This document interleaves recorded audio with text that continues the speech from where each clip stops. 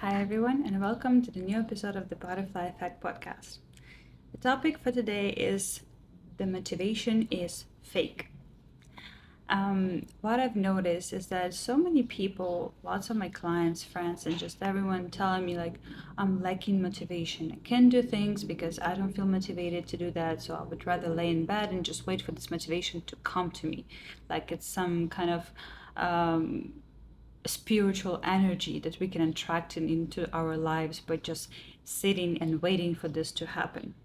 But what actually is going on is that, from my personal opinion, the idea of motivation is just one of those big myths of self development. It's something that we're all chasing all the time, but in the end of the day, motivation is not really the key to the success.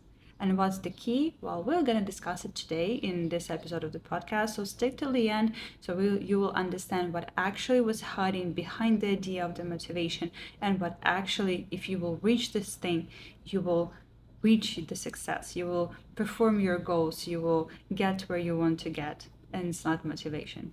So first of all, let's ask the scientific community what kind of studies they perform on the question of motivation and what can they tell us about it.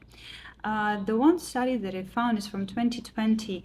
It's published in Journal of the Motivation Science, and they found out that only 20% of people who participated in this research, they reported feeling consistently motivated to do the actions. So 80% of people don't actually feel motivated consistently. It tells us that motivation is really hard to depend on. It's something that's not given to all of us or even to most of us. So how can we try to depend and operate with a thing that is so vague, that is so hard to get and to catch and keep into our lives?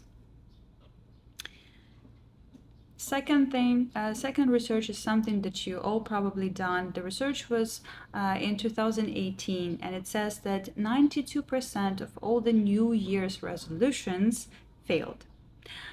Which means that 92% of people who said in the end of December that starting from the January 1st, I'm gonna be the best version of myself, I'm gonna go to the gym, I'm gonna start to develop myself, I'm gonna work on my mental health, I'm gonna move, I'm gonna do this or this or that, it all failed.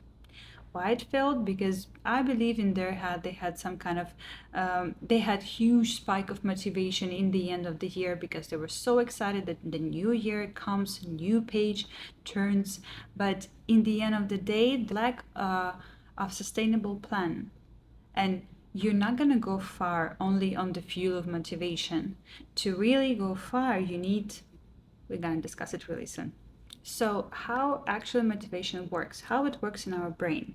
Motivation is relying on dopamine, and dopamine is the brain's reward chemical, which means that when we see the potential reward, our brain releases dopamine, which is like the feeling of happiness and excitement, enjoyment regarding this reward.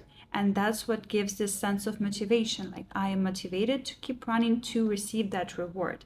But dopamine spikes are really short term, which means that it can make us run on the long term. It can just gives us these little spikes, but in the end of the day, our brain is asking question, is the reward actually worth trying and worth keep going? Mostly the answer is no, so the dopamine drops. And sometimes we also have not only the drop of dopamine, but like a really big dopamine fall, which proportionally reflects the motivation, so the motivation also drops, which means that our brain doesn't really wired to keep us motivated. It's wired to respond to the short-term rewards. So if we see the potential reward really close to us so we can just reach and take it, yes, we're gonna feel motivated to do that. If the reward is far away, zero motivation. For example, if you chasing a good level of your health and you understand that you need to keep healthy diet, you need to eat healthy food in order to be healthy short long term, you will really struggle to maintain healthy diet day to day only by relying on your motivation. You might be motivated to drink green juice today. You might be motivated to do some detox program, or you might be motivated to replace this cake with a carrot, whatever. but it's just a day, it's just a short term. On the long term, your brain can't really see the reason of making constant choices towards your healthy diet, because it doesn't see the reward. Well, how you're going to feel in years from now, your brain doesn't really care. So what can we do is that we can create some kind of more reliable plan, reliable strategy, something more sustainable. And I'm going to tell you a couple of steps how you can do that. Here, I would like to put the quote of Kobe Bryant, the professional athlete: "You will never be always motivated, so you must learn how to be disciplined." The greatest example that I can give you from my personal experience is that it's been almost a year that I go to the gym every day, sometimes 6 days per week, but pretty much every day. And I do some activity when I'm not in the gym. Why am I doing this? Because I love gym? Absolutely not. Because I'm motivated every day to go there and sweat and run and do like lifting of the heavy weights? Absolutely not. Why did I go to the gym in the first place? Is because I started this new hobby of mine, wakeboarding. Wakeboarding is when you go on the board and you have to hold to the wooden stick tied up to the rope, and you do like circles on the lake, for example. Or you can do this also with a boat. But the idea is that in order to hold the stick, you need to have really strong arms, and my arms was really weak. So I went to the gym to get my arms stronger so I can really enjoy wakeboarding longer, and I can do more circles without just falling into the water and feeling like I'm a failure. What kept me in the gym is because I was going together with my friend and we had really fun time over there. We were just laughing all the time. We were doing some fun activities. We were training together, and it was really, really fun. So first 3 months, I was going together with another person. I was having so much fun, and I had this goal in front of me. Why am I doing this? And then it became a habit. And then I also put lots of discipline on top of it. So I was going to the gym when I don't feel like it, when it's rainy, when it's sunny, when I had also lots of things on my plate. Every day, every day, every day. It was like brushing my teeth. It was something that I had to do no matter what. And afterwards, after some period of time, I felt like I'm not even questioning this anymore. I'm going to the gym like it's a part of my routine, and it doesn't take lots of effort to convince myself to do so. Sometimes, even when I have zero energy to train, I just come to the gym, I sit there for 10 minutes, and then I start to feel like it to feel like training, because I'm surrounded by active people, beautiful people, someone who's motivated to do things. So it kind of like, it boosts my energy as well. But if I would set up the goal that I need to go to the gym every day, I have no idea what kind of amount of motivation I'm supposed to have in order to perform it, to consistently go every day and find the reason every day to do so.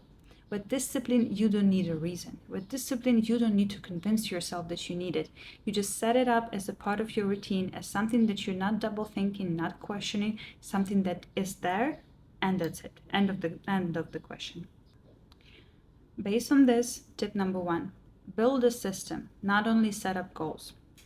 Which means that you have to focus on creating the system instead of just chasing goals. For example, if your big goal is to have regular workouts, set up the system when workouts is the part of your routine, when it's fun, when it's interesting, when it makes sense for you, when it's connected to something that gives you joy and pleasure. For example, like wakeboarding for me, right? The study of the Duke University showed that 45% of the daily actions based on our habits. So when you hear the phrase, if you want to change your life, change your habits, that's actually really true. And habits, it's something that based on our consistent actions. So for example, it's enough for you to work out daily for 30 days in a row to build the habit of working out.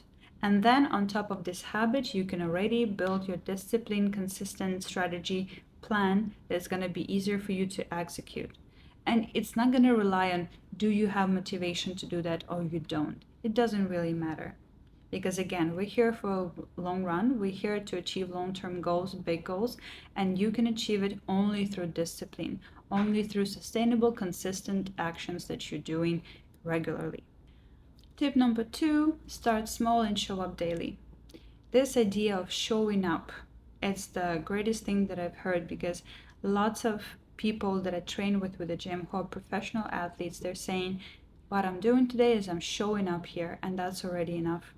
They might not have the best training, the best session today, but they show up, which means that they made an action to keep their consistent plan running, to keep it going. And also in the book Atomic Habits, the author gives a pretty cool tool that you can use. It calls the 2-minute rule. You have to start with something so small that it's impossible to say no to.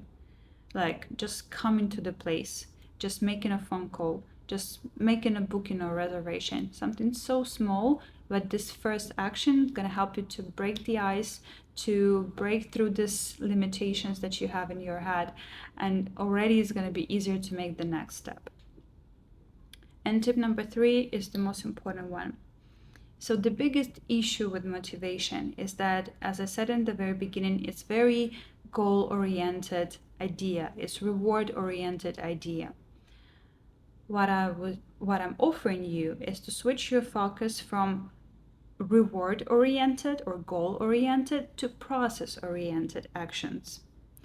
There was a study in Harvard University that shows that people who set smaller actionable steps achieve their goals 30% more often than those who set up more goal-oriented steps. Which means that in the reality, if your idea is that when I will go to the gym regularly every day, I'm gonna have this hot body, you are goal-oriented in this moment because your goal is to achieve this body. So every day when you will go to the gym, you'll think about the body that you want. But when you look at the mirror and you still don't see that body of your dreams, your dopamine will decrease, your motivation will relatively decrease together with it, and you will find yourself feeling quite miserable and double thinking and questioning, why am I doing here if I don't see the results still? But if you will set up your daily routine, your daily workout with more process-oriented actions. For example, I'm gonna go to the gym because I would enjoy training. I would choose that kind of activity that really charges me, that I really like. It can be a reformer Pilates, it can be, I don't know, weights, it can be running, it can be swimming, whatever. There's bunch of activities over there. Choose something that actually brings you joy. Or for example, you do this with your friends, or you do this with people that you genuinely like spending time with. In this case, the chances are that every time when you will show up for your workout, you will enjoy the process because you don't have this goal in your head. You have nothing to achieve. Your main goal is to enjoy the process. And that's something that more often that's something that has high chances to happen. And that's something that has high chances to happen. You will feel more charged, more satisfied, and more happy just because your expectations are kind of met. So this is the core issue with motivation. Motivation is all about the goals, but sometimes when our desires are more complex than just achieving one specific goal, motivation doesn't really work. I'll give an example from my life. That's some kind of insight that I came into just recently. Before being a life coach, I used to work in corporate. I was holding a director position. I had people in my team, and every day I had a set of goals to achieve. Small little things or greater goals. And I remember that every time when I was achieving these little goals, I felt this spike of dopamine and I felt this spike of motivation to keep running. Especially if you work in corporate, you actually know the rules of the game. You have very specific steps that you have to do. You have very specific moves that you can do in order to grow in your career, in order to receive some bonuses or appreciation. You know what to do. And by achieving those goals, you're getting closer. But once I switched to my own business, life coaching, when there is no one, no CEO, no director, no manager who will set up the very specific steps for me to do or very specific goals for me to achieve, I'm the only one who can generate those things. I figured out that this idea, this strategy of achieving little things every day doesn't really work here, because lots of my actions, like recording this podcast today, has a long-term impact, this compound effect. It's not going to give me this instant appreciation right now. It's not going to give me like a tons of likes or watches or comments or clients today. But I'm doing this long-term in order to build a community around this podcast, in order just to share the knowledge that I really think is important, and it makes me feel good. It might be valuable for some of you, so it makes my heart really warm. But the idea is that if I would do these things only by relying on achieving goals, I'll be really unsatisfied. I would really question everything that I'm doing every day, and I wouldn't have energy and desire to do anything in a week or so. So here I'm applying the rules of consistency and discipline and doing things just for the action, just for the process, and doing my best to enjoy the process, enjoy the journey, right? So in the end of the day, if you decided that motivation is not something sustainable that you would like to rely on and depend on, and you're looking for a different solution, this is your manual what to do. First of all, you have to focus on the process, not on the goal itself, not on the reward. We have to understand that if we let our emotions control us, we're not going to achieve much. And motivation is depend on emotions. The key to achieving any kind of long-term things is to stay consistent, be disciplined, and try to enjoy the ride, try to enjoy the process. Also, 3 little tips that might help you as well. First of all, stop thinking that you will do something every day. This idea that to stay consistent, to achieve my goals, I have to do something every day. Every day doesn't work, because there will be days when you won't do anything. There will be days when you have so many things on your plate that you won't just make this action that you set up for yourself to be consistent in. And that's okay, and that's fine, because that's not what matters. Not everyday idea matters. What matters is that you do this according to your abilities. When you can show up, you show up. This is your everyday. A most important focus on today. If I can make it today, or if today is not that day, I'm being conscious, I'm being nice to myself, loving to myself, and compassionate to myself, and I'm not forcing myself to do what I don't want to do.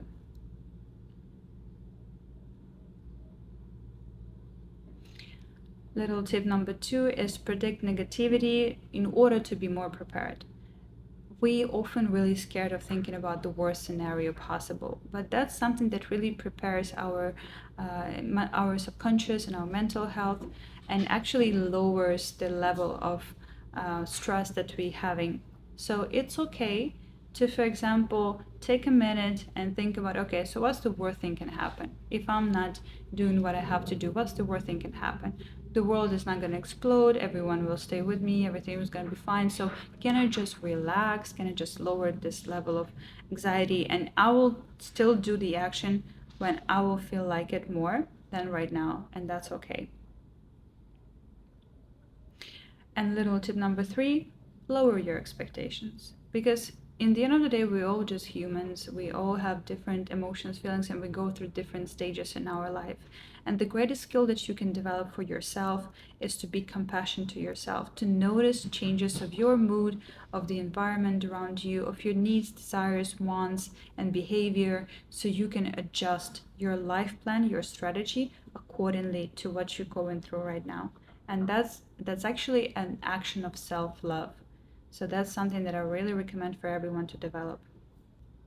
Discipline is choosing what you want and what you want most. Motivation comes and goes, but when you focus on discipline, on habits and system, that's when the real progress starts to begin. If you enjoyed this episode, like and comment below, and let's stay consistent, concentrate and focus on our habits, and stop relying on the roller coaster of the motivation. See you next time.